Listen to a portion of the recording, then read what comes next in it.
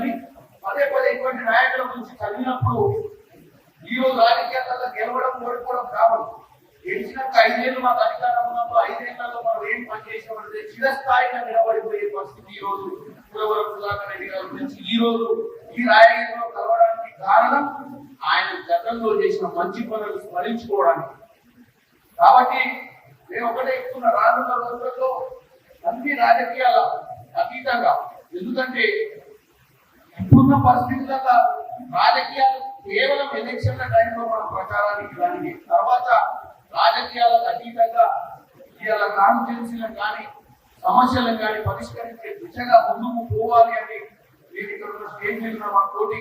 శాసన సభ్యులందరూ కూడా కోరుకుంటూ, ఎందుకంటే ఈ ప్రభుత్వం ముఖ్యంగా ప్రజా పాలన కోసం నీళ్లు నిధులు నియామకాల నినాదంతో ముఖ్యంగా సురవరం సుధాకర్ రెడ్డి గారు ఆ రోజు సిపిఐ పార్టీని ప్రో తెలంగాణ దిశగా తీసుకొచ్చినటువంటి వ్యక్తికి అందరూ తెలుసుకోవాలి.